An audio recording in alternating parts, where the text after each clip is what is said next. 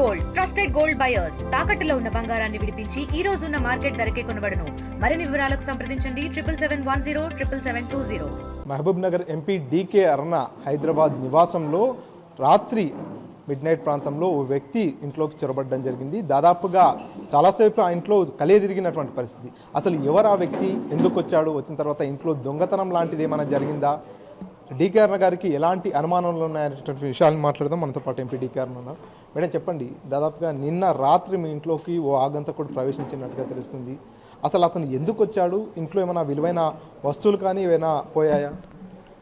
అసలు ఎందుకు వచ్చాడో ఇప్పటిదాకా అర్థం కాలేదు. రాత్రి 3:28 ప్రాంతంలో సీసీటీవీ ఫుటేజ్ ప్రకారం రాత్రి 3:28 ప్రాంతంలో మా కాంపౌండ్లోకి వచ్చినట్టు విజువల్స్ కనపడుతున్నాయి. సో తిరిగి 4:50 బయటికి పోయినట్టు అంటే ఇన్ను ఎగ్జిట్ రెండు కనపడుతున్నాయి. సో దాదాపు గంటన్నర సేపు ఇంట్లోనే ఉన్నాడు ఆ మనిషి, ఎక్కడ ఇల్లంతా తిరుగుతున్నాడు. అసలు ఆనవాళ్ళు పట్టడానికి కూడా ఫేస్ కంప్లీట్ కవర్ చేసుకున్నాడు. కంప్లీట్ గ్లౌజ్, షూస్ అన్నీ వేసుకొని కంప్లీట్ ఎలాంటి గుర్తుపట్టేటటువంటి విధంగా లేకుండా డ్రెస్ చేసుకొని వచ్చిండు ఆయన. సో కిచెన్ ఎంట్రీ నుంచి, కిచెన్లో కిటికీలో నుంచి కిటికీ మొత్తం ఆ విండోను ఊడదీసి దాంట్లోకి వెళ్ళి వచ్చిండు. సో కెమెరాలు కట్ చేసిండు, సీసీ కెమెరాలు కట్ చేసిండు, ఇంకో కొన్ని కెమెరాలు తిప్పేసిండు. సో మొత్తం ఫస్ట్ ఫ్లోర్ అంతా తిరిగిండు, బెడ్రూములు తిరిగిండు. మా పాప మనమరాలు ఉండే రూమ్లోకి పోయిండు. అక్కడ ఆ రూమ్లోకి కూడా పోయొచ్చి అక్కడ వస్తువులు ఏవో ఉంటే తీసి బయట తెచ్చేసిండు. పైన సెకండ్ ఫ్లోర్కి పోయిండు. సెకండ్ ఫ్లోర్ అంటే నేను పడుకునే సెకండ్ ఫ్లోర్లో ఉంటుంది నా బెడ్రూమ్. మా పాప కూడా నా దగ్గరే ఉంటుంది, ఆమె కూడా సెకండ్ ఫ్లోర్లో ఉంటుంది. మెట్ల మీద నుంచి సెకండ్ ఫ్లోర్కి వచ్చి అక్కడ మా ఇంట్లో 3 అమ్మాయిలు ఉంటారు, నా దగ్గర పనిచేస్తారు. ఇంట్లో అమ్మాయిలు నా దగ్గరే ఉంటారు. వాళ్ళని అక్కడి నుంచి చూసి మెల్లగా పక్క నుంచి దేవునింటి వైపు పోయిండు. దేవునింటి దగ్గరకు వచ్చేసేపు ఉండి మళ్ళీ బయటకు వచ్చిండి. పిల్లలు కదులుతుంటే నక్కి ఉన్నట్టు పాక్కుంటా కిందికి వెళ్ళి పారిపోయిండు. సో భయం ఏంటంటే ఆ టైంలో వీళ్ళు సపోజ్ వాడిని చూసిండు అనుకోండి, వచ్చిన ఆగంతకుని చూసి వీళ్ళు ఏదైనా అరచినా ఏదైనా చేసినా వాడు ఏం చేస్తుండేనో అనేటటువంటి భయం. ఎందుకంటే అన్నిటికీ తెగిచ్చే వచ్చింటారు వచ్చేవాళ్ళు వాళ్ళు. ఇప్పుడు మా మనమరాల రూమ్లోకి పోయి ఆ పాప చూసి ఒకవేళ శబ్దమయ్యేమని అరిచినా ఆమె అరుపులకు భయపడిపోయి వీడు అమ్మాయిని నోరు మూసేసి చంపేసినా ఆశ్చర్యం లేదు. లేదా ఈ పిల్లలు పైన కదిలిన పిల్లలు కదులుతుంటే వీళ్ళు చూసి అరిచినా వీళ్ళ మీద ఏమైనా తిరగబడి వాళ్ళని దాడి చేసినా ఆశ్చర్యం లేదు. సో ఇదంతా తలుచుకుంటే చాలా భయంకరంగా ఉంటుంది. ఇప్పుడు ఏమీ జరగలేదు కాబట్టి దాని గురించి అంటే తీసి పడేసేటటువంటి పరిస్థితి కూడా లేదు. ఇప్పుడు వచ్చినోడు దొంగతనానికి వచ్చుంటే దొంగతనం అనేది జరిగి ఉండాలా. ఏ చిన్న దస్తీ ముక్క పోలే, నా ఇంట్లోకి వెళ్ళి ఒక పేపర్ ముక్క పోలే. కానీ వచ్చినోడు ఎందుకు వచ్చిండు, ఇల్లంతా ఎందుకు తిరిగిండు, అన్ని రూములు తిరిగిండు. కింద first floor, ground floor and second ఫ్లోర్లో.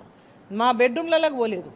నా బెడ్రూమ్ మరి నేను ఇంట్లో మరి ఆ రూమ్లో డోర్లు తీయలే ఆయన. మరి ఎందుకు మనుషులు ఉన్నారనుకున్నాడో లోపల, మరి ఏమనుకున్నాడో తెలియదు, రూములు తీయలే, తెరిచున్న రూమ్లోకి అన్నిటికి పోయిండు.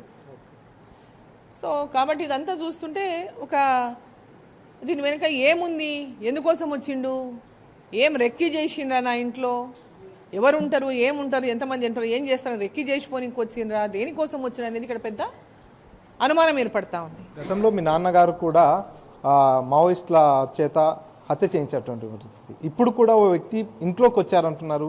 దాదాపుగా గంటన్నర పాటు ఇల్లంతా కలియ తిరిగారు, కానీ ఏ ఒక్క చిన్న కర్చిప్ కూడా తీసుకెళ్ళలేదని చెప్పి అంటున్నారు. అంటే ఎట్లా భావించవచ్చు, ఇది కూడా ఏదైనా కుట్ర ఉందనుకుంటున్నారా మీరు దీంట్లో కూడా? అంటే రాజకీయాల్లో ఉన్నటువంటి వాళ్ళం ఎవరికి ఈర్ష్యలు ఉంటావో తెలియవు, ఎవరికి అసూయలు ఉంటావో తెలియదు. అందరూ అభిమానించే వాళ్ళు చాలామంది ఉండొచ్చు, ఇటువంటి ఆలోచన లేని వాళ్ళు కోకొల్లలు ఉండొచ్చు. కానీ దుర్బుద్ధి ఉన్న వాళ్ళు కొందరున్నా ఏదైనా జరిగేటటువంటి అవకాశం ఉంటుంది. సో ఇక్కడ అసూయ పరులు, ఈర్ష్యా పరులు, వాళ్ళ మైండ్లో ఏమైనా చెడిపోయి ఇట్లాంటివి ఏమైనా రెక్కీలు చేసి ఏదైనా చేయాలని దురుద్దేశం ఉందా, లేదా ఇంకా ఏముందా అనేటటువంటిది ఆ కోణంలో పోలీసులు విచారణ చేయాలి. ఏదేమైనా ముఖ్యమంత్రి గారి నివాసానికి 200 మీటర్ల కూడా లోపల అటుపక్క ఆయన ఉంటాడు, ఇటుపక్క నేనుంటా అదే లేన్లో. నేను ఇక్కడ దాదాపు 38 ఏళ్ల నుంచి అదే ఇంట్లో ఉంటున్నాను. నేను 38 సంవత్సరాల నుంచి నేను అదే జూబ్లీహిల్స్లో అదే ఇంట్లో ఉంటున్నా. కానీ ఎప్పుడు కూడా ఇటువంటి సంఘటన జరగలేదు. జూబ్లీహిల్స్లో ఇండ్లు లేని కాలంలో నేను అక్కడ ఇంట్లో ఉన్నా. నా ఇంటి చుట్టుముందు ఒక్క ఇల్లు లేని కాలంలో నేను ఒక్కదాన్నే ఉంటున్నా ఇంట్లో. ఆనాడు కూడా నాకు సెక్యూరిటీ ప్రాబ్లం ఏంటంటే ఆ రోజు నేను ఎమ్మెల్యే కూడా కాదు, నాకు గన్మెన్ లేరు, ఎవరు లేరు. అప్పుడు కూడా నాకు ఇటువంటి పరిస్థితి ఎప్పుడు రాలేదు. కానీ ఈరోజు ఒక పార్లమెంటు సభ్యురాలుగా, భారతీయ జనతా పార్టీ జాతీయ ఉపాధ్యక్షురాలుగా, మరి ఈరోజు ఒక ముఖ్యమంత్రి గారు ఉండేటటువంటి అదే లేన్లో ఉంటూ మరి ఇటువంటి సంఘటన జరిగినప్పుడు కొంచెం భయం అనిపిస్తుంది, అనుమానం కూడా కలుగుతుంది. ఎందుకోసం అయింది, ఏంది జరిగింది అనేది. సో వీటన్నిటి మీద కూడా భద్రత అనేది చాలా అవసరము.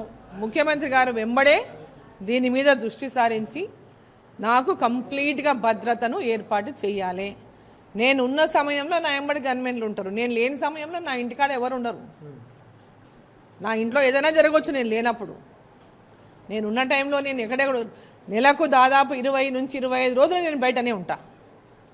నా ఇంట్లో పండుకుంటే ఒక నెలకు వారం రోజులు కూడా పండుకుంటానో లేదో. సో ఇది కూడా చాలా విషయం సీరియస్గా తీసుకొని నా యొక్క సెక్యూరిటీని పెంచడంతో పాటుగా నా ఇంటి దగ్గర కూడా భద్రతను ఏర్పాటు చేయాలని చెప్పి నేను ముఖ్యమంత్రి గారిని ఈ సందర్భంగా కోరుతున్నా. ముఖ్యమంత్రి గారు ఉండే లేన్లోనే మీ ఇల్లు ఉంటున్నది అంటున్నారు. అదంతా కూడా హై సెక్యూరిటీ ఏరియా. అక్కడ దొంగతనం చేయాలన్నా, ఇంట్లోకి చొరబడాలన్నా కూడా అత్యంత సాహసం చేయాలి. వచ్చినటువంటి ఆగంతకుడు ఏ కారణంతో మీ ఇంట్లోకి వచ్చినట్టు మీకు కలిగిన అనుమానం? సీసీ ఫుటేజ్ చూశారు, అదంతా చూశారు, దాదాపుగా కొన్ని ఏళ్ల నుంచి అక్కడే ఉంటున్నారు కాబట్టి ఈ రోజు జరిగినటువంటి ఈ ఘటనను చూస్తే మీకు ఎటువంటి అనుమానాలు వస్తుంది? అంటే ఈ ఘటన ఆగంతుడు ఎందుకోసం వచ్చిండు అనేది ఇప్పటికి సస్పెన్సే. అది ఎందుకోసం వచ్చిండు, ఎవరి కోసం వచ్చిండు, దొంగతనం కోసం వచ్చిండా, లేదా ఇంకేదైనా రెక్కి చేసుకొని ఇంకొచ్చిండా, లేకుంటే ఇంకేమన్నా ఎలాంటిదో మనం ఊహించలేనటువంటి పరిస్థితి ఇప్పుడు. అసలు ఎందుకోసం వచ్చిండు? పోనీ నేను ఇంట్లో ఉన్నా ఏదైనా జరగాలంటే చేయాలనే వచ్చిండ్రా? అసలు ఏ విషయమైనా అయిండొచ్చు. మనము దేన్ని కూడా దాన్ని కాదనని చెప్పలేం. ఇటువంటి పరిస్థితుల్లో ఏదైనా సాధ్యం. ఒక వ్యక్తి ఇంట్లోకి ఒకటే సింగిల్గా దూరిండు. మనం ఈ మధ్యలో చూస్తున్నాం, చాలా విషయాలు చూస్తున్నాం. ఇప్పుడు ఆ వ్యక్తులు వచ్చేటటువంటి వాళ్ళ మనస్తత్వం ఏందో, వాళ్ళ ఇదేందో ఎవరో ఊహించలేం. నా ఇంట్లోకి వచ్చినప్పుడు జరిగే అంటే ఆ సంఘటనలు ఏ విధంగా సంఘటన జరిగినా, ఇప్పుడు క్వైట్గా వచ్చిండు, క్వైట్గా పోయిండు, ఎవరు మాట్లాడలేదు, ఎవరు చూడలేదు, ఎవరు కనపడలేదు, వెళ్ళిపోయిండు. ఎవరైనా వాళ్ళు వచ్చినేది చూసినా, ఇంట్లోకి ఆ శబ్దమైనప్పుడు చూసినా అంటే ఇక్కడ ఏం జరిగి ఉండేదో అనేటటువంటిది ఊహించుకుంటేనే భయం వేస్తుంది. అంటే వచ్చిన వ్యక్తి పక్క ప్లాన్గా వచ్చినట్టుగా అర్థమవుతుంది. కిచెన్లో నుంచి ఓ చిన్న విండోని దాన్ని తోల్చుకొని దాంట్లో నుంచి వచ్చినట్టుగా తెలుస్తుంది. అంటే ఇదంతా ప్రీ ప్లాన్డ్గా ఇంతకుముందే ఈ ఇంటి చుట్టూ వచ్చి తిరిగితే కానీ అక్కడ నుంచి లోపలికి వెళ్ళే ఛాన్స్, అక్కడ నుంచి లోపలికి వెళ్తేనే ఇంట్లోకి వెళ్ళేటటువంటి అవకాశం ఉంది అనుకుంటున్నారు. తర్వాత మనది ఎప్పుడు ఎవరైనా గతంలో వచ్చి పక్కన చూసిపోయినా, మేము ఎప్పుడు ఇంటి దగ్గర ఉండము. డే అంతా మా గేట్ ఖుల్లానే ఉంటుంది. డే అండ్ నైట్ మా గేట్ ఖుల్లా ఉంటుంది. రాత్రి 1 గంట 2 గంటల తప్ప మా గేట్ బంద్ కాదు.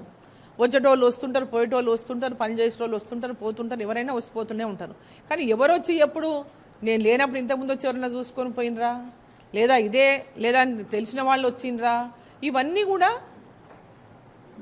పోలీసుల మీద ఈరోజు నేను కంప్లైంట్ ఇచ్చినాం. దాని విచారణలో వాళ్ళు తెలవాల్సిన, ఆ వ్యక్తి ఎవరనేది దొరికితే ఈ విషయాలన్నీ బయటకు వస్తాయి.